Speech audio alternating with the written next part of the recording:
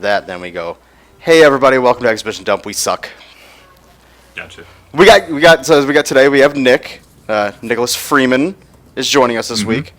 Special guest. He is here to just ruin the mood and put a damper on our good movie. Yeah, fuck all of you.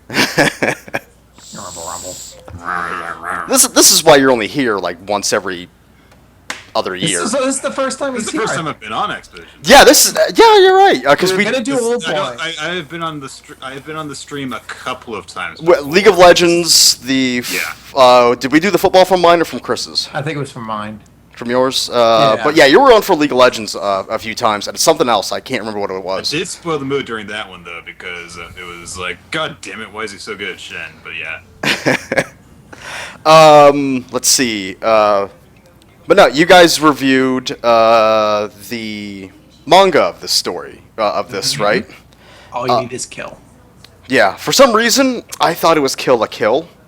And I was like... That's No. because there is an anime that's been very big called Kill la Kill. Yeah, that's how I knew the name Kill la Very Kill. different. I googled it, and I would go, this ain't it. It's nothing like this. There are far too many breastises.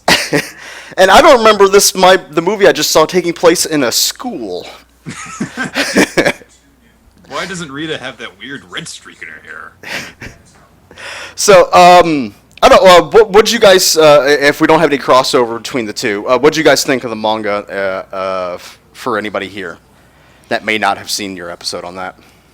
Well, the manga actually was run in Shonen Jump, and we cover the series chapter to chapter that run weekly in Shonen Jump, and so basically they ran it up until just this past Monday, and so it coincided with the release of the movie in the States. And basically, as we were going through it, we were getting really enthusiastic about it. It was a very well done story. The artwork is by an artist that we both have come to really enjoy, and he was on top form for it. So it's a very good series, and without getting too much into it, kind of spoiled my experience of the movie itself. It did? It was so good. I think the best recommendation, we've been reading it week to week. However, the series is getting collected into volumes that are going to be available both digitally and in print. And I would suggest, if you haven't read the series at all and you're interested in reading the manga to see what it's like, pick up the collected volumes when they come out. Because I think you'll find the experience best if you can enjoy it consecutively and at one time rather than week to week, because you do kind of get a bit of pacing issues with that regard, especially if you compare it to the movie where you get the whole story in an hour and a half, 2 hours, whereas the Hour manga and 58 experience minutes. over 3 months. Now, would you recommend reading the manga first, or watching the movie first, then reading the manga? If you're a manga person, I would definitely say go with the manga first. If you don't really, care about that, then Me. Just go ahead. Yeah, just go ahead. Honestly, whatever medium you prefer, go with that first. But I think both are excellent. Yeah, I'm actually surprised that you guys both, because Nick, you're the one that's going to be causing the problem. So we'll, but Chris, you liked this. Yeah, And- I actually enjoyed this more than the manga. Why? And I was surprised. They're sort of focused on two different aspects of the same story. The manga focuses a lot more on the psychological impact of these events, and honestly, Keiji is pretty much a solo character throughout a lot of the series. Rita's involved in the series, but she has a lot less of an involvement as she does in the movie. So because of that, it's a lot more of him. It's almost like horror manga for a while, because he's just caught in this absolute terror. But the movie focuses a lot more on the relationship that develops between Keiji and Rita. Keiji and Rita, I guess, rather. And I enjoyed that a lot. I enjoyed that the series sort of made a little bit more sense in that regard. The big thing with the two of these, they're both very good at showing American storytelling and Japanese storytelling, because you can see the differences between the way the two tackle the story. The biggest difference would just be the supporting cast. The American version has like a wacky goofball assortment of weirdos, whereas the manga has basically one side character, and it's like a super intelligent, like 17-year-old girl with big breasts. Of So course. let's not forget the cooking lady who basically just like, hey, KG, you're kind of sexy. I'll fuck you. And then there's also the sergeant who is probably like the only guy who's just kind of there. Yeah, he's just there to be strong and big and cool. That's about it. But no, I honestly I can't say one is necessarily better than the other. I just personally enjoyed the movie a little bit more, and I think part of that might just be because I experienced it all in one go, whereas the manga from week to week I kind of forget bits and pieces. Now, Nick, you would I would assume you're the opposite. You'd go the other way Yes. around. I definitely see where you're coming from, Chris, but there were basically, actually, surprisingly enough, this is a very good adaptation of at least the manga. I haven't read the original book that they're both actually directly adapted from, so I don't know if there are further differences between that third one. But the differences between the stories are surprisingly few in terms of the premise, in terms of the characters. Obviously, some parts of the characters are different because, Cage is American, Keiji's Japanese, and also Tom Cruise is significantly older than Keiji's portrayed in the manga because Japanese love their, very pretty young main characters and inappropriate. Teenagers All teenage doing boys saving the love world. all. Yeah. Yeah, love all that stuff. But aside from that, the whole premise is the same. The entire mechanics of it are the same, aside from one key difference, but I'll get into that later. Yeah, it's probably on the spoiler side. Right. So, unfortunately, however, some of the differences that there were, because there are actually very few, I would side with the manga over the movie in every case, though. Okay. Yeah. And one of them is that I really don't like Emily Blunt's Rita. So, Oh. I went actually. The gauntlet was thrown down against Chris on that one. yeah, it's kind of like, oh man, I'm disagreeing on Chris with like every point that he likes. See, I mean, this- honestly, it's a preference thing. Don't get it twisted. Go ahead. Rita's my favorite part of this. So that's probably a big reason Yeah, why yeah. I like this movie more than the manga, and you like the manga more than the movie. Yeah, so it makes sense that if we disagree on that point, we have different views on it. Mhm. And don't get it twisted. I still really like this movie. I think that it is a very good summer blockbuster type film, although it is busting very few blocks apparently. Is it really tanking? It made less than 30 million on its opening Ooh. weekend. Yeah, Ouch! I don't have my stats open right now, so I can't. The thing is, It's made decent enough money overseas. It's made like a little over 100 or 111 million overseas, but in the U.S. it's made less than 30 million its opening weekend, which is a pretty big bomb as far as blockbusters go. Do we know how this apparently was received in Japan? Apparently, some film about cancer survivors is like what's really pulling people in, which is weird. yeah, The Fault in Our Stars is basically putting a lot of attention. I think Maleficent actually beat it this week. I think the problem is, I've seen it in a lot of the circles that we move in. The whole movie reviewer, the video makers, the guys that follow them. The vast majority of people I've seen on there have, any time that there's a positive review come out about this film, everyone's like, "Oh well, I'm going to skip this one because it's Tom Cruise." But are you sure it's good? Do you promise? Yes, it's good. Yes, go see it. That's a weird problem that has happened, is that Tom Cruise, because he's basically become the butt of a joke after so many years, people don't respect him the same way they used to. but then we get Oblivion, which That's the is thing. fucking amazing, and then we got makes this. good movies. Yeah, he makes great movies. Really good ones. It's He makes great action movies too. Even to this day, like the most recent Mission Impossible is actually. Oh, Ghost Protocol is fucking awesome. Yeah. Because they took it back to its roots, back to how they originally did it with the first one. And they kind of we're not going to do it the way they did. 2 and 3 were kind of. But ever since it looks like they made the change to go back to how they kind of did things in the first one, things got a lot better with that movie. See, I've actually been out looking for the book to try and, because obviously I've no chance of finding the manga out here. Unless I take a Interwebs. trip. What Well, fucking letters? What letters do you guys have over there? The manga? Fuck you. What letter is it that you pronounce it A and Icky. R? Spelled out like manger. Now, hang on, no. So if we're playing this, I'm going to start pulling out every time you pronounce the word stupid. I already did that to him. Bothers the hell out of me, but I stopped doing it. Yeah, Stupid. So I went looking for the book, and I saw what I thought was the movie novelization. And it's like it's the poster. It's the movie poster. It's Tom Cruise, Emily Blunt on the picture. Open the book up, and it's talking about Keiji. Yeah. Tokyo. What? Okay. So you've given me the original Japanese story, and put Tom Cruise's face on the front of it. I mean, to be fair, Huh. what else would you expect them? Well, They They're do gonna- Well, they got all it. the way with the adaptation. They have to They Americanize it, so make- you know. they make there are allusions to World War II. It's the alliance between Great Britain and America, so that there's Emily Blunt is from a different place as Cage, but there's no language barrier between them, and there's very little accent to get around. And the other soldiers in the army are definitely very American. So they go all the way with it. It's not just it's not Tom Cruise being the Last Samurai, basically. that film was terrible. So yeah, I mean, it is.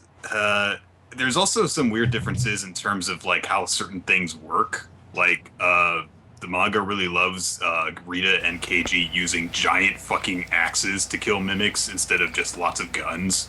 I like the sword though. That's The sword is really, that's one of the few things I do like in the manga better, because in the manga they have giant battle axes. So when you see her, and this is just because I read the manga, when you see her slide out with what looks like a crowbar, and she's just like, dang, take You know what- this, monsters! Do you know what it looked like to me? It looked like it was. anything with that thing. I don't get it. It looks like a propeller from a one of the. does, It yeah. looks like the rotor, a rotor propeller from a helicopter.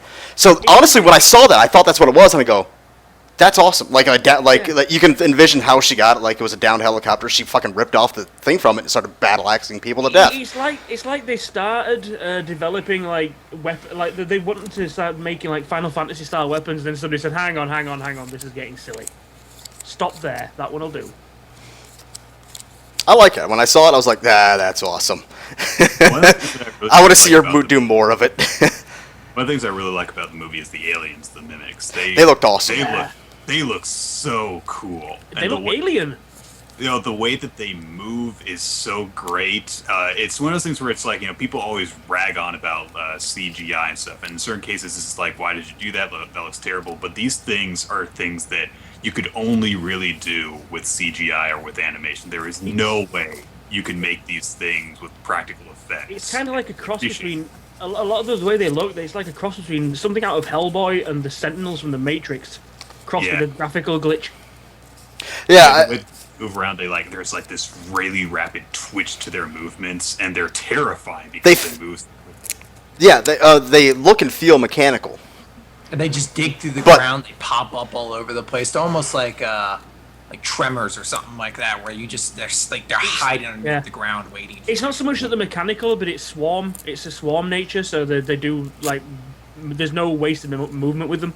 I don't know. I just acting superb in this, except for two people. For me at least. Okay. Well, I didn't like. I can forgive all of J Squad, except for the one chick in it, and I can't forgive the guy you guys all love, Bill Paxton. Bill Paxton. Bill Paxton was just over the fucking top for me, and it annoyed me. But that's not what he went for. You can tell he looked at that script and went, right. I'll admit, he does sort of pull me out of the film a little bit because it's Bill Paxton has become such a figure in and of himself that it's kind of hard to see him in this role and seeing him over the top play it, that I can't be like, this guy's Yeah, but here's a little the. too aware. I had of to it. ask you who Bill Paxton was, so I didn't know who he was. All I thought was I knew what he looked like and who he was. Knew he was in something I've seen before, but I saw him and I was like, your voice is annoying, your accent's annoying. I don't like you. He does get some good lines though, so I'll appreciate him for that. Yeah. No, there's one thing I don't want to get into it too much because it would start to. It may not get into spoilers, but it might be into that territory. But there's one particular thing with Keiji in the manga where things have happened to him and he basically almost becomes dead inside because he's seen the thing repeat so often. He loses hope. And But the way it's drawn, that's your show though, not my show. no, hold on. The way it's drawn in the Okay. manga, really is incredible. And I was like, there's no way that I feel an actor will be able to properly portray that. But there's a moment in the movie where Tom Cruise does have that. It's not as strong as it is in the manga, but he does have a moment where I'm like, this dude just is fucking dead inside from all this. And I was really happy to see that. See, naturally, being in England and feeling that way, you're naturally drawn towards a pub. That's how we handle things over here. Drink it away. Even if you're not from here, it's a natural sort of like, it just happens. You gravitate towards the bar. Well, yeah, if you're feeling down, that's what happens when you're in America too.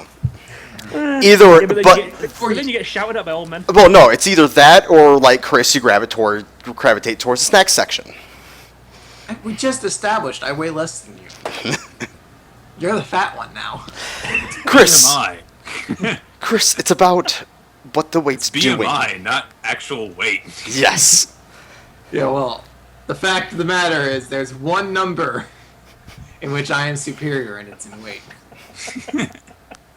Oh, dare I say, 7% body fat. Oh. Oh God. I Wait, Hang on, Lewis, hang on. jeez. Hang on. I Let me think come I'm back later when probably you stop like jumping yourself off. 8. 8. So, Yeah. You add a 0 in front of that or behind that 8, then you got it. you don't even have bones at that point. You Jabba the Hutt? Jeez. Yeah, they're just hollow. They're hollowed out like birds. Every time I You step, float really well, though. Every time I step, my bones just break, so I just slither across the ground like a snake. So you're Samuel L. Jackson from Unbreakable, then. Yes. Oh, it's the glass. Fuck, I hate that movie. All right, let's get back to our movie then. I'm not okay. I didn't notice a score for this movie. I don't know if you guys did. To me, the score was extremely understated, which I liked for this. And that was actually one of my problems with it. I felt the score needed to be more mood appropriate in certain scenes. I don't know what it is. I like my like war movie ish type things to be more on the quiet side when it comes to score, because I like hearing the the sounds of battle. Oh, it's not necessarily the action scenes. It's sort of the transitionary periods and the tone setting scenes. I wanted the music to sort of better establish that. It's not that it was necessarily wrong. It just didn't punctuate exactly what kind of mood the movie was at. I felt a little light at some points, or didn't exceptionally put across the gravitas that a certain moment was having. I can get that. I thought I didn't really notice the score myself. I thought that the rest of it sounded very good. Yeah. You know, Oh. the way the weapon, gonna say the destruction and the mimics themselves sound really cool. So Yeah. I think they put more into the actual, let's say they put more into the actual sound effects in the film, so I didn't really want to drown it out with an over-the-top score, so I think they did that well. I also noticed the guns sound exactly right out of Alien. Mm-hmm. They right out of it. A lot of people have been saying there's a lot of Alien influence in it, even the fact that Bill Paxton's in it. I have to note though, the end credit song "Love Me Again," fucking way too on the nose and cheesy. yeah. I like that song, but coming after the end of that movie, fucking way too cheesy. Maybe they did that on purpose. Maybe when you saw it, you were supposed to just go, Yeah, like Ass. a couple people groaned at the end of the theater. They're just like, ugh. And I say a couple because that was as many people were in the theater. Mine was packed today. Nobody was seeing it. Well, then again, I saw it with exactly a dozen other people in the theater. I made sure to count because I figured I would be on here. I guess because there's a difference between where I was and where I am now. I'm in a much more populated area now when it comes to the outside Phoenix area. So the place that we go to go see the movies at, just if you don't get there within the next like a half hour before end, you ain't sitting where you want to sit. You are sitting front row, looking straight up. See, this actually only came out. Came out like 2 weeks ago for me. So technically, I could have actually done this last week. So by the time I got around to seeing it, it had already moved into one of the smaller seats, and by smaller screens, I mean fucking small. Like 5 seats across, 10 deep. That's about it. So you basically watched the movie in a hallway. Pretty much. I mean, it was full still. Well, I mean, I'm pretty sure they can find 12 people to fit in there. Yeah, well, it was about the same sort of capacity as like a good sized bus. That's about it. That could, you just filled that screen. But from what it seemed pretty positive from what I saw. The people leaving. Yeah, I mean, I think the people that were watching mine had a good experience too. A lot of laughter in this movie. Yeah, there's Yes. moments that are great for laughs. Because as you find out, we didn't really explain the Especially premise when he of- gets hit by the truck. Yeah, I was Yeah, gonna say, we for didn't explain the premise of this movie. for once, we completely ruined how we do our show. Now that Nick's here, thanks, Nick. You ruined You how got we it, did the man. show. Chris, you want to go through the synopsis of this story? Basically, read the wiki, please. Essentially, Tom Cruise plays an officer, Cage is his name, who finds himself trapped in this war against these alien creatures called the Mimics. During the battle, he dies about 5 minutes into it, but instead of just dying, he instead wakes up the day before the battle, and he finds that he has the ability to repeat the same day over and over again whenever he dies. And he needs to use that power to essentially help humanity win this war. So he's constantly dying, and many people have described it as a video game. I think even the creator himself has said he was influenced by the fact that video games would constantly put you at respawn points. He has to basically learn these patterns that these creatures are going to move in and adapt to it. But the way the director handles it is there's constantly times where you'll see him doing something and all of a sudden he'll just fucking get murdered. And you'll see him do it again, but this time he'll duck underneath something. Then get murdered something immediately after he ducked after the thing. And those scenes are, it's sort of morbid in a way, but those are very amusing when he's like, hey, look out, and he gets hit by a fucking truck off screen. You'll see parts. I mean, when I was queuing up for this, my friend was basically saying this should be fun. You get to see Tom Cruise die a lot. And coming out of it, I couldn't argue with him. But there's bits of us without going into spoilers where he feels he knows everything's going to happen, so he tries to save everyone. Then he realizes he can't do that, so there's the mission at hand. I like that. Again, and it's a I like when he realizes he can't save everybody. He gets that dark, determined part to him. Yeah. And he just marches through everything, and then that's when that's when he becomes the badass. That's when he becomes dead inside to me. Yeah. Like, that's when I was saying that's the closest that he becomes to Keiji during his darkest point in the manga. Where he watches. This isn't a spoiler to anything, because it happens like 1,000 times. A Yeah. fat guy get flattened by a helicopter. That's like one of the establishing points of the movie is that, as soon as he lands on the beach, this fat guy's like, yeah, let's go get them fucking aliens! And then he gets crushed. And him trying to save him, and then basically how he reacts, that becomes basically an establishing point to how he's going to react to these scenarios. And he said, eventually he's just like, fuck it. Yeah, Yeah. you get to see a point where, I mean, like I said, I don't really want to go into the spoilers just yet, but you see multiple versions of that play out. One where he tries to save him and dies instead.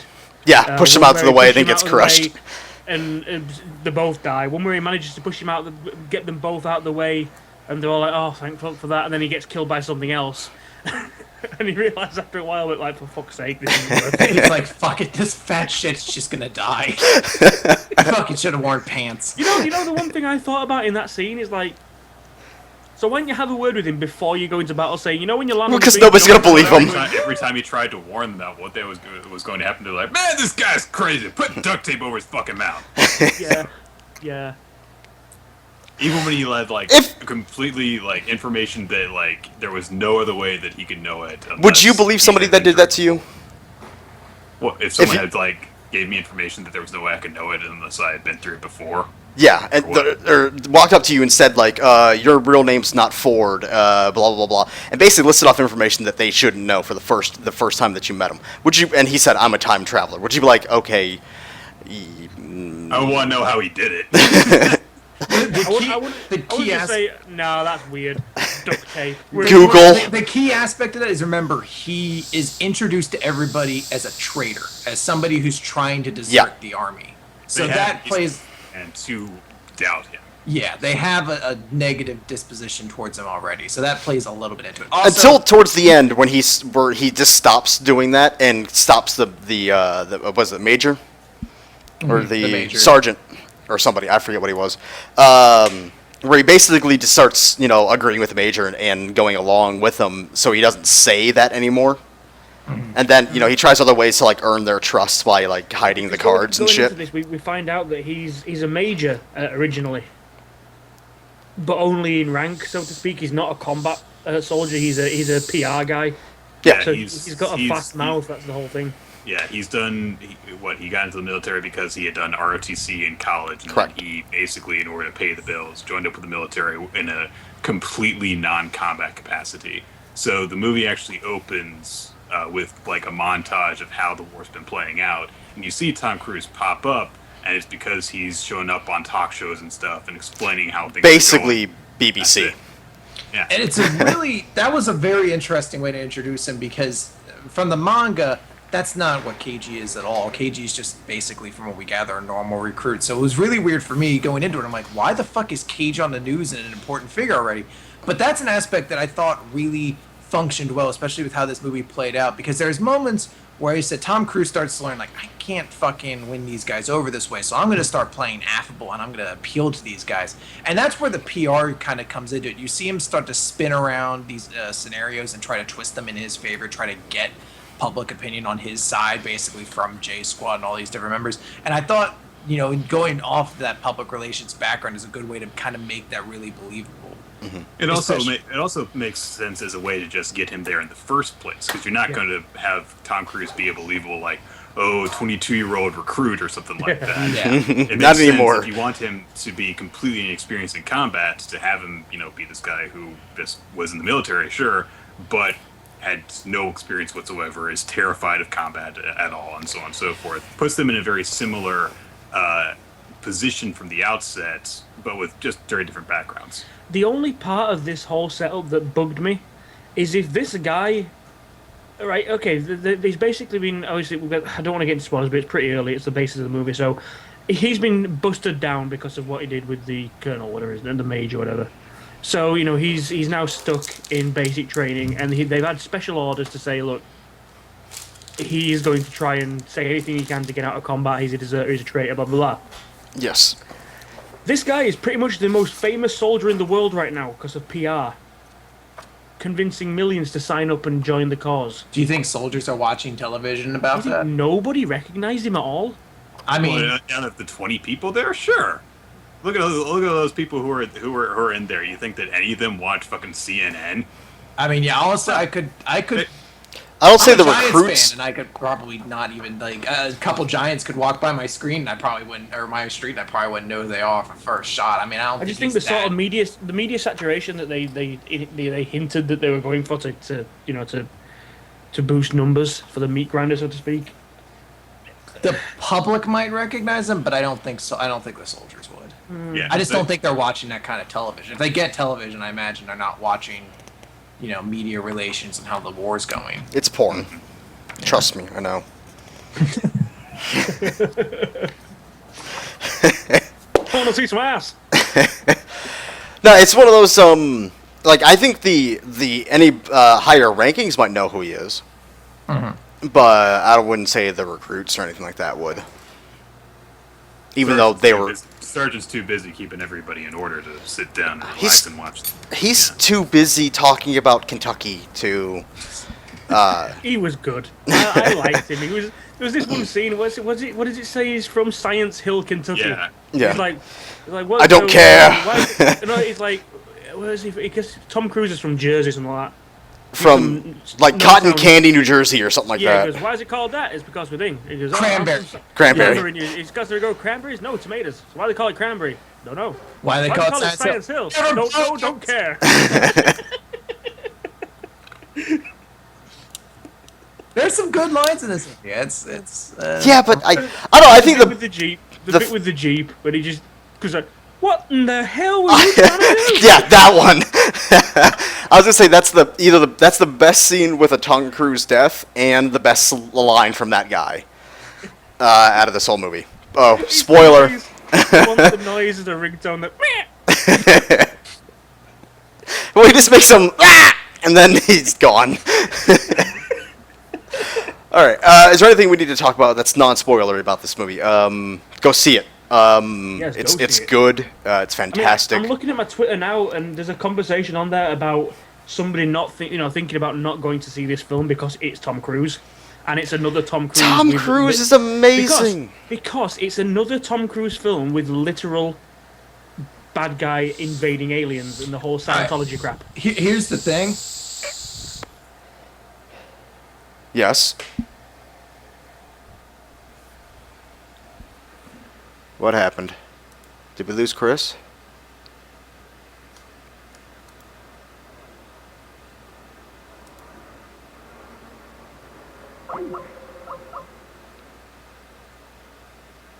Anybody there?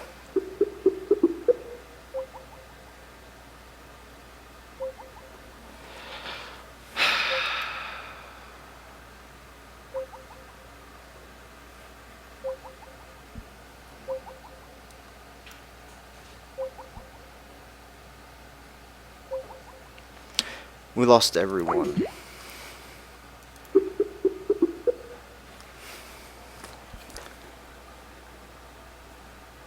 Hey, Gav. Hello. I have no idea whether we're still alive or what just happened. Something. I think something derped at either your end or somebody. Well, it had to be my end because everything dropped. I don't know what it was.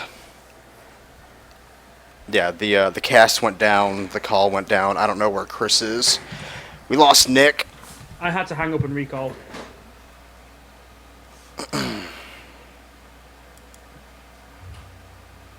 Hello? Hey, Nick. There we go. Hey, Chris. Hey. No idea what happened. It was a Chris were about to make a point and the internet denied him. I Yeah. think my Skype re-upgraded itself. God damn it. It couldn't have been that because I think the stream went down too. Guys in the chat room, did we lose the stream at all, or was that all there? I didn't notice the stream drop. The stream didn't drop? I don't think so. Yeah, stream's still going. Okay. Stream's still up. Okay, so it wasn't... Technical difficulties. So it wasn't my end then. It was Nick, or Chris. Yeah, I think I'll it blame was Nick. mine, I'll but- blame Nick. Cool. Nick's... Alright, Chris, you were making a point. Basically, just try to give this Moby an open mind, if nothing else. This Moby. yeah. Give this Moby. Moby. If I knew any Moby songs, I would have sang one, but... Yeah, So it what's is your good, view? And I do recommend seeing it. Chris, what's your score? I really enjoyed this movie. Thought the action in it was great. The best scenes are not given away by the trailer. The ending, I thought, worked really well in certain aspects. We won't get into. Meh. But I really enjoyed Emily Blunt in this movie. I thought she was great. Tom Cruise was good. I give this movie an A-. This is my movie to beat this summer. I'm holding every other movie up to this one as a standard. See, I'm starting to regret now going over the top with X-Men last week because, as good as it was, this is better. And obviously, if I gave that an A, You're like, I had to. This is perfect. no, it's not perfect, but it's up there. It's sticking up. It's definitely an A. I just kind of screwed my my scale a little bit, but You it's definitely an A. fanboyed all over X-Men and ruined did. it for the rest of the year. Kind of fanboyed a little bit, but I still really enjoyed that film. Basically, if it's got to be over the top, brilliant piece of everything for me to give it an A plus. But this is as close as you're gonna get. I really enjoyed this. This is definitely an A. That's Lone Survivor for me. That's my A+ this year. Yeah, I gave it an A+. Nick? Give it a B, B+. Probably Sourpuss. B+. Why so? I'll get into it. Okay. Oh, so your reasoning's in spoiler territory. Yeah, spoiler territory is going to be in the manga. This happened. This happened, and it was wrong. It's not a matter of things Oh, It's my not a matter of underwear's individual all things that bunched up in my ass. I'm gonna give this, Chris. I'm agreeing 100% with you. A- on this one. Not a bad A-, but a very good, strong, almost A. Yeah, A-. that's where I am as well. It's not a bad A-. It's a really good A-. Yeah, I loved it. This movie looks great. The CGI, the scenery, the monsters. The monsters. Along with the designs, the way they move, the sound. It is perfect. Damn near one of the best movies of the year. How much did it actually make cost to make? It's 178 million. 178 million. Yeah.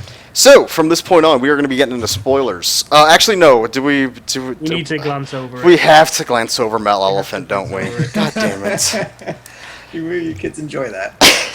Let me go ahead and say before you guys get into this, because I have not seen it and I do not intend to see it. Because, Does that mean I get to do the synopsis? Well, the idea of Yeah. doing, He's so excited like a child. Oh, can I do a synopsis? I actually, no. I actually get to do something in the show. I get to do something other than talk shit.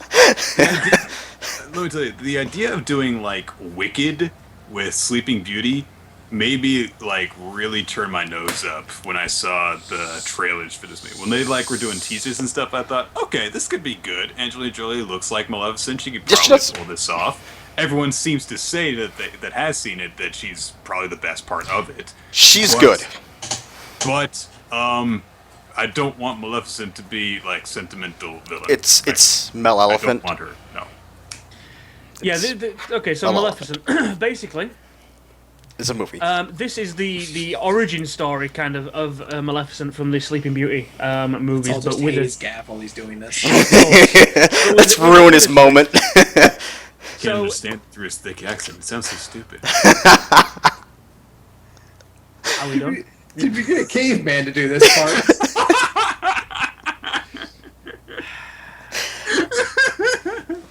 Gav, you may continue. Okay. After so I'm done this- talking. Okay, go. This time around, we meet Maleficent as a young fairy, basically. That she's He not said fairy. The evil human witch that we all knew from Sleeping Beauty. She's actually a creature of the Fae, and grows up as protector of the, what was it called? The Glen, is it? Something like that. Fuck if I know. I didn't pay attention. Yeah, basically, she's the keeper of the Elven Forest and discovers a human invading, does the usual, falls in love, blah blah blah, becomes the woman scorned, and it grows into the Maleficent that we know. So you just Kinda. basically just told the whole movie. Thanks, Gav. No, Was that's only there the listen to setup. the movie, or That's the setup for it. Obviously, then she goes on the path of vengeance and destruction that we know and see, and No, it's nothing like we know and see in the end. well, yeah, but No, not kinda. kinda. I don't describe things well. All right, so that'll be the last time we have. Yeah. Well, the way I Chris, describe- even if you the way I- don't see the movie, you have to do the synopsis now. the way I described it to Nick was if you take Batman. if you take the scene from Sleeping Beauty where she comes in and curses the child, and then like span the tale of like the rumor mill, if it was this today at this day and age, and then the rumors and Chinese whispers and all that sort of stuff spread, you'd get the original. Why do the Sleeping whispers Beauty have to be film. Chinese? Shush. You'd get the original Sleeping Beauty film where she's this evil witch that can turn into a dragon, blah blah blah blah blah. This to me feels a lot more like the real story behind the character. Chris, Nick, did you guys understand the thing he just said? He was trying to say that this is actually what happened, and the fairy tale is the very simplified propaganda version. Got it. Yeah. See, why couldn't see less I don't words, do words more well. less Yeah, less I- words, I- more simple.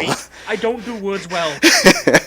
We love you, Gav. Don't worry. many words I never want to use. It was stop. What? That was a sounds perfect like Gab impression. That's what it sounds like to me. Okay, so this movie, I do think Angelina Jolie is the best part of this movie. When I first walked out of it, I thought overacting out the ass, but then I realized she's playing Maleficent. So I'm like, okay, let's get rid of that. She's acting just fine for Disney. I thought the world looked way too fake to me. Like the CGI is just like it Yeah. really feels like you're just watching a green screen. Yes, Even though that's the one thing where you've got things like Lord of the Rings that feel huge, Mm-hmm. and your Narnia films that feel like really big and expansive. You can tell this entire thing was on one soundstage. Which really isn't all that surprising when you hear, that the director is basically, this is the first time he's ever directed anything, and he's just been working like entirely in like special effects department stuff. So Yeah. it's here's the thing about the movie. It blows. If you are looking for not an original story, but a different story from what you've been told when it comes to this thing, I like the take of it. I like the whole.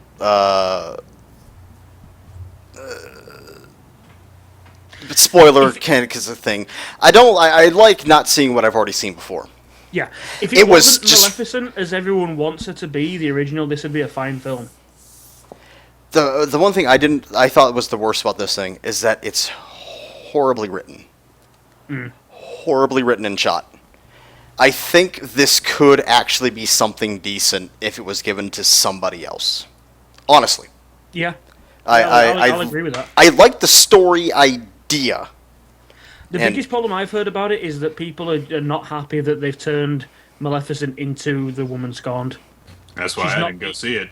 She's not evil for the sake of evil. She's been badly done to by her man. Meh. Don't care. It's Disney, so why not? Yeah, well, yeah. I mean, Disney's only going to do so much, you know? Oh, but Plus, Disney if Disney villains don't usually do that though.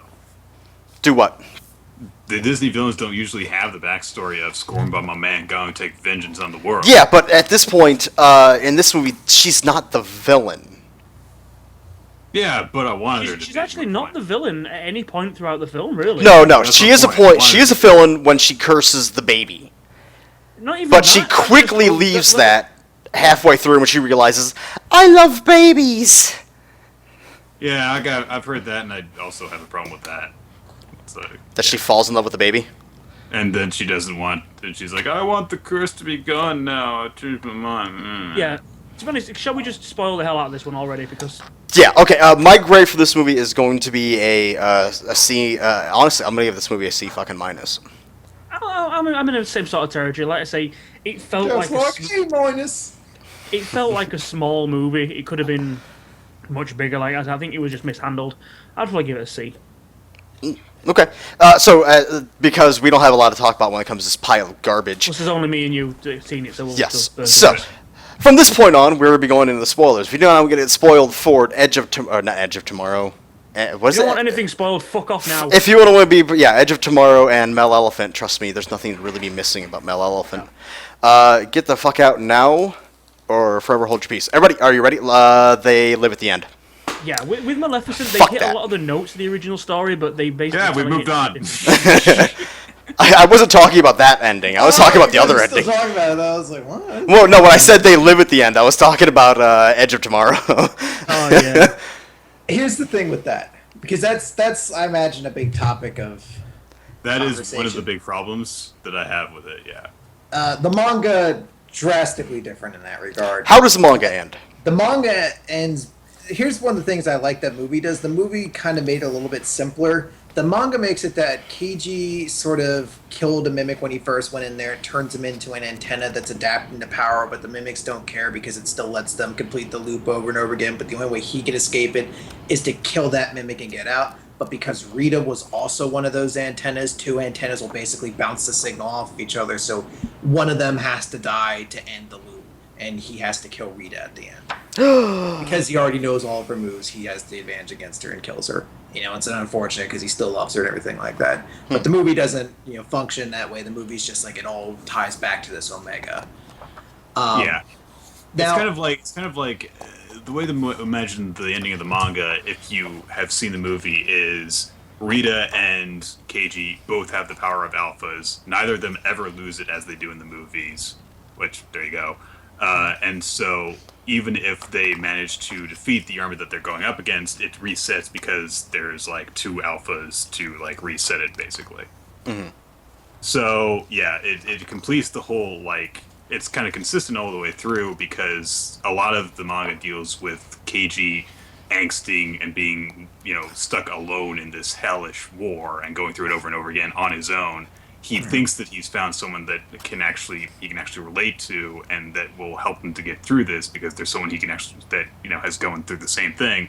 But then it turns out in order to escape it, only one of them can get through, and that person is going to be alone again. So it completes that whole thing. Whereas the movie, it doesn't. I don't have a problem with it not following that route, but I do have a problem with it seeming to basically say, "Okay, to get through this, we have to die," and then just no, they don't. Everyone lives. Yeah, I hate happy endings in movies, honestly. you know, That's why I Happy really. ending. It's just that it's nonsensical because all of a sudden, right? We've established this whole thing resets the day. Okay. well, So I know where you're, all right. it's bouncing back. It's going over and over and over and over and over and over. Then at the end, when they win and destroy the big bad, and Omega. the Omega, and I mean I understand why they've done it. They basically say that the blood of the Alpha was on Tom Cruise, so that's why he could do it. But when he got out and lost the power, he then eventually gets covered in the blood of the Omega. But for some reason, that sends him right back to the start of the film, except nothing's happened. Well, it sends him back there, presumably because the Omega is stronger and has the ability to go back further. But why? It's did never that a like day and a really half? established. or 2 days or whatever it is. Because they didn't want to go back like 7 weeks or whatever. Because they wanted a happy ending, Gav. Yeah, they really just wanted a happy ending. And I can accept the happy ending because I'm like, it kind of makes sense. He mixes blood with the Omega, goes back even further, and then he can help win the war that way because he knows everything that's going to happen. He can do it as a position of major. Watching it, I was like, I'm going to be happy if this ends with them dying because, you know, it's a dark ending to a story, but it still fits. But at the same time, there was a part of me that was like, I really hope they get to be together at the end. Silly little bastard. You just have said that Rita died in the manga. The thing is, though, that's the thing. They get reset to 2 days ago, except there's a news feed saying that they found the Omega on their own anyway, or they found an energy surge, and it did die. The war is over. But then they're also not together either because she's still a major. She's still a fighting soldier, and he's a major that's not related to that. Well, the fact of the matter is that she still went through the loops. He still has that connection with her, and he can still explain, hey, we went through all these loops together. It's not going to be an easy experience, but I feel like, you know, the obvious intention is that the connection between these two can still be there. These two shared a connection. And the parting words that she said to him were that I wish that we would have had like more time to get to know each other, basically, because the entire time that they were going through everything, he at one point tries to get her to tell him stuff. Over time, basically, he says that she has told him some stuff, but there's a lot of stuff that she hasn't because, you know, they've got to be focused on carrying out their mission and saving the world and all that stuff. And she has an itchy fucking trigger finger. Right. She puts more. She kills him more than the fucking aliens do. Pretty much. I really want a death count on how many That's- times Tom Cruise dies in this movie. That's actually something I really liked about that. Because they note in this movie she has a nickname. They call her the Angel of Verdun, I think it is. But she has another name. Oh yeah. You see spray paint on buses. Whenever they try to say it, they cut it off, and that's the Full Metal Bitch. That's the same title she has in the manga. And in this, I felt that title kind of fit her better because she does feel a lot colder in this movie than I feel she does in the manga. Oh, I think they do show her. Does she does in the manga? Than she does in the manga, because in this she enters the movie like maybe a third of the way into it, and to contrast that, the manga, Rita doesn't really play a huge role in the series until about the final act. You know, she's a presence throughout it, but she really gets involved in the third act. The big spoiler that I mentioned in the trailer is that she reveals she has powers too. I was like, why are they revealing that? They don't reveal that until like the very end of the manga. Well, that's because they reveal that like a half an hour into this movie, and that's the extent to which Rita and Cage are allowed to play off each other is much, much more than they get to interact in the manga. They basically only go through like 2 days together, 3 days together total in the time that they like get to know each other in the manga. Whereas, like, you know, in the movie, they're constantly training together because he sucks and she's awesome, and so she's training him to do stuff. And every time he screws up, she kills him so that they can reset it and start fresh the next day. And then they go off to try and do stuff. It's like, okay, if we find the enemy headquarters, the Omega, which is what the source of all the recycling, the time recycles is coming from, if we destroy that, then we win the war. So let's go and find that. Okay, well, we're trying to escape the battlefield, and Cage is the only one who can go through the loops, so he's trying to escort her to the Omega and doing it over and over and over and over again. New obstacles come up. New obstacles come up, and so they go through a lot more different things together, and over a much longer period of time than they do in the manga. And as a result, it makes a lot more sense to have Emily Blunt in that secondary star role, because if it played out the same way the manga did, it would be like the last 15 minutes she would be there, and there would be like one battle or two battles they go through together, and that would be it. Mm-hmm. I really like for me, one of my favorite scenes of hers is when she steals his battery. Yeah, at the very beginning. She's such a fucking bitch in this movie. that's why I like her. She has this coldness. The problem with that is that like you're supposed to like believe that like Cage falls in love with her when she is just the worst person to him. I get that, but one thing that happens in the movie that doesn't happen in the manga is that Cage sees her dying. Because that doesn't, I mean, it happens obviously once in the manga, and has a big effect. But he sees her dying over and over again, and that's where I kind of felt the love aspect start to grow. Is he learns to care about her because she's the one person. She's the one person that can help him and understands him and believes him. And because he has to keep watching her die over and over again, he grows to care for her and have affection towards her. And there's this really great scene where they finally manage to get past the beach. They find a working car and they're driving along. And they're having just casual conversation. He's like, "Oh, why don't you open up?" She's like, "I don't want to talk." He's like, "Oh, you always like to talk. You always told me about your brother at this and this point." She's like, "I don't have one." He's like, "Oh, no, you told me your last name. It's Peyton." And she realizes what he's doing. He's just bringing these things up so she'll start talking. And she kind of gives like a little smile, like, I see what you're doing there. And it's a soft moment that kind of shows the humanity in there that I liked. And I was worried we weren't going to get enough of it because for a while she is just a complete bitch. And it's nice to get that humanity in her because you do see a more deep character within this then. And that's why I think I liked Rita in this version so much more, because in the manga you just don't get that much of her, and you never get that aspect where she's particularly cold. The first time she sees Keiji, she's trying to gently send him off to death, and then any other time it's almost a little bit wacky. With here I just liked it being cold at the start and kind of growing into this romance. Mm-hmm. Let me tell you why that's bad, though. Okay. No, I'm kidding. Go ahead. It's because in the movie, she's an ice princess whose heart needs to be thawed by the gallant hero. She becomes this thing that he needs to protect. And that bothered me so much. The fact that she looks so weak when she is supposed to be this tremendous, phenomenal badass. And she ends up becoming this weight that Cage has to escort around.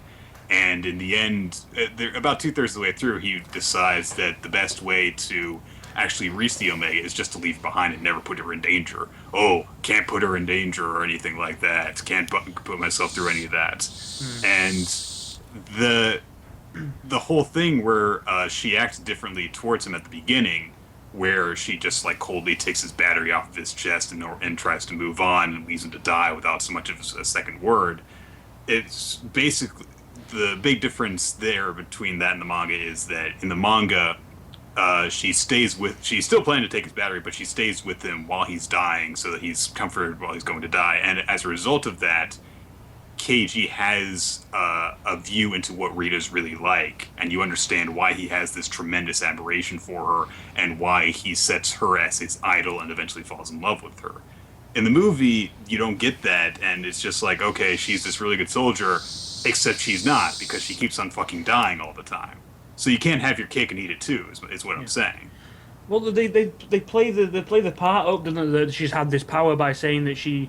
Well, that's the whole leading of this. His whole PR thing is about how good these new suits are that they've been given, because she went from a normal recruit to a super soldier in a day. Obviously, we learned that it wasn't a day; it was quite a long time for her. Doing exactly what Cruz's character has to do and go through. A fair chunk of it, it was a different war, a different battle that she was in. But you see, as he progresses, it's not so much about being a super soldier. It's literally video game, as we mentioned earlier. He knows where and when everything's going to happen. It's memory. Yeah, but then they take that away from her because then they say that the battle that she won, where she was so great, the mimics just let her win that battle. So it turns out she's not good at anything. Mm-hmm. She's like, all the stuff that she's teaching Tom Cruise and stuff, just like, oh, you just have to be able to react and stuff. You just have to remember certain patterns and everything. It makes her look, it's like, it tries to make her this cold, heartless, but incredibly efficient warrior whose heart needs to be melted, but then she's not even good at that. I don't think so. Also, the movie really likes seeing her arch her back while she's doing push-ups. Yeah. Really likes that one shot, and it was just like, okay, we get it. But yeah, we have to see it 3 times over. Yeah, gotta see her doing that over and over again. Look at her thrust them titties out. One other thing I did what actually titties? Although strong warrior. Although they do it a little bit, but they do also play up the whole fact that they're not soldiers. It's basically they've learned through memory. So when they're thrown into a battle situation, they don't know. Like you say, she keeps dying on that beach because she doesn't know it. Yeah. When he eventually loses the power, everything that comes after, he's never really in a one-on-one fight with anything. It's always just it's developed toughness, obviously that is developed, but he's not like doing combat roles and this down. Although he's basically trying to avoid getting hurt, doing things that memory would have taught him, like piloting the plane thing, and that's about it, or operating the autogun. I haven't learned how to land it yet. Yeah, basically, yeah, I exactly. haven't mastered landing it yet. So it's not like he's all of a sudden become a super soldier. He's basically he's memorized one battle to the point of they show a really nice scene where they're going through, take 3 steps, 2 steps backwards, take this, that, another. There's a mimic on the right, and they do the same thing when they try and invade the Ministry of Defense, where it's like, okay, guard coming from this door in 3, 2, 1, spin. And it's just all memory. So it's like they're not super soldiers at all. They're video game players. A little bit. I don't know, Chris, anything you want to spoil about this movie? No, I mean that was my favorite aspect of it is their relationship and how things progress. There's a really great scene in the farm that I like where he's trying to. The 3 cups of sugar. The three things of sugar. Goddamn nail in the coffin, man. I love that scene. I thought it was. I great. can't go through with this. You'll die again. Yeah. But I am a strong soldier. I am not to be protected. Yeah. I die. It starts going on saying, "Look, we've tried." Yes, you were right. We've tried all the ins and outs. We've tried turning on the helicopter. You die. My middle name is You die. Bro. How do I solve this situation? I know. I'll bring an extra battery this time. Why didn't you bring extra batteries before? Yeah. And that's where the reason they die is because they don't have a working suit because their batteries run out. And so he just goes and gets an extra battery while he goes off by himself, instead of getting 2 extra batteries. And then going with Rita. The one thing that always bugged me as well, unless she's got some pull, every single day, supposedly, this deserter manages to, roll under that truck and disappear. Yeah, but they're not learning. Still comes back, suits up with his unit, and goes to battle. Well, what are they gonna do? Not let him participate in the battle? Well, they show before that like the other guys are looking for him and kick and try to beat him up over and over and over. Yeah, they're pissed because they get in trouble and they're punished for it, and then presumably when they start up the next day, they don't have time to punish him before they go off to battle. There's also those few battle scenes. There's also these few battle scenes where he seems to suddenly have an advanced suit with extra cannons and shit. No, the suits are the same. The ones with the arms in the back. Yeah. No, he's just learning how to use that stuff. Yeah, he doesn't know how to use them before, and as he progresses, they show off more of the suit. Mm-hmm. It's like like in that one scene where they're having the camper, and he fucking rips through the roof with that thing is awesome. I love that suit, by the way. That fucking gun and rocket launcher on top of it, or a little grenade launcher on top. That's fucking awesome. The way that plays out too, because he basically makes out when they go to this place because they need to get a car in order to travel to where they think the Omega is. Mm-hmm. Is he says, okay, there's 2 cars we haven't tried yet. There's this one's got a trailer, and and I'll try and get the other one. By the way, make sure you detach the trailer on it before we start up the car. You don't want anything slowing you down. Right. And then later on, we learned that he has basically gone through this a whole ton of times. So every single time she forgets to detach the trailer, every time he still says, "Make sure you detach the trailer," even though he knows that saying that does nothing. Why would at that point I'd be like, okay, you go for the other car, I'll get the fucking trailer. I'll get the one that will actually work. Presumably, well, maybe he knows that Rita would have died otherwise. He starts to play. I think he did say that she does die if she goes the other one. He does say something about he's the distraction. That's why. Remember? Maybe when it comes up through the trailer, that actually plays to their advantage because it gets stuck in the thing. They do start to play out that we start to lose track of how many times he's been through this scenario. That's why he starts getting all jaded and all the rest of it. Yeah, it gets to the point where it looks like you think that he's been through it like hundreds of times. Yeah, I really do want something from the script writer to unlike the Blu-ray or something like that, to say throughout this whole movie and scenes that are not in this movie, he has died 153,000 times. I'd be like, awesome. Which is a really big thing, because in the manga he goes through the loop 160 times, and he knows because he keeps track by writing the number of the loop down on his hand. So a comparatively very small amount, but there are far fewer complications that come up. So Yeah, I really think there's no way he did this loop under that amount in no, this movie. no, No way. way. Become that, like I say, to become that adept and be able to memorize every single move And learn how to fly a helicopter. Yeah, Yeah. And learn all the different complications of infiltrating the general's office, and times that they would have had to convince him, all the different times that he just did pure training, all the different times they're trying to make their way across the battlefield in order to reach the Omega. Yeah. There's a few hundreds, maybe even thousands. But no, anything else? Any last words we got in for this movie, guys? I have one more problem. Oh, come on, Nick. This is a minor problem in comparison to especially the differences in Rita's character and the cop-out ending. Yes. Which the cop-out ending, by the way, reminds me of a movie called Source Code that came out a few years ago. Where Don't remind me of that movie.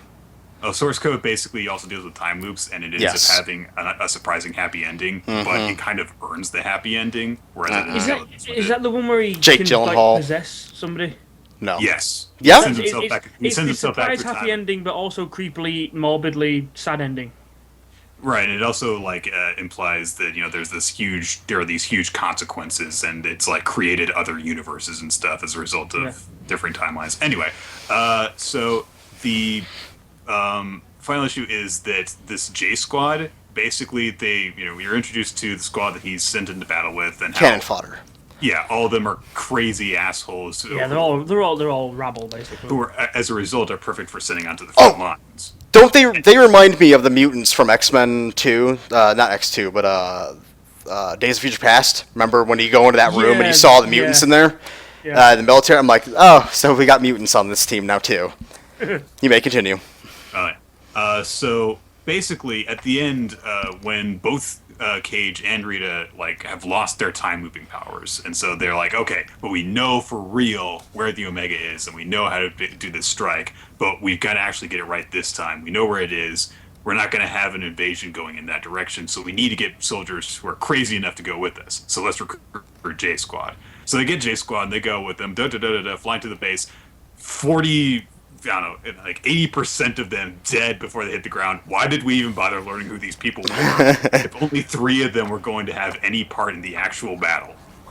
That was why did you do that? I've got no problem with especially if 2 of them didn't even do anything after that except we're gonna heroically sacrifice so you guys can get away, kaboom! Yeah, the only guy who has anything that you can remember is Ford. He's got a character trait that you remember because he's never really Ford, and he sends he brags about all the battles he's been. I remember the fat guy because I saw his ass. He's dead before they even hit the ground. Every single They look time. over at his dead corpse He's while the they're one that keeps crashing. getting squashed. It's why did you even bother with why is the girl even in there? You don't see her during the battle at the start. You don't see her in the battle at the end. Why was she there ever? I don't remember her. Did she get? Was she one of the ones that got ripped out at the very beginning? Yeah. No, not the very beginning of the movie, but the very end of the beginning of the movie. Yeah, Because they get hit while flying in again. Yeah, the Alpha kills the sergeant and the rest of the squad, and that's she's one of the last guys that gets killed. But that's it. She's just one of the 5 people that are there, and then she's one of the people who doesn't even show up at the end of the movie. Mm-hmm. So it was one of those things where it's okay, if you're gonna do this, at least show the people dying. Give them different things to do, and then kill them off. And that was a nitpick, though. Yeah, J Squad's understated, but it doesn't ruin the movie for me or take it down. I would disagree. They're understated. I think they're too much in the movie as it is. I didn't care for J Squad at all. They just If you wanted to get rid of them completely, because they feel like such a Hollywood cliche of here's the outcast squad. I didn't and this really guy's the silent guy, and it's important that he said something because he's usually the guy who doesn't say anything. So this means it's Where's he in important. the final battle? Nowhere. If it was one of those things where it's it hit the anti-sweet spot where it was too much and too little, they needed to go in one direction or the other. Yeah.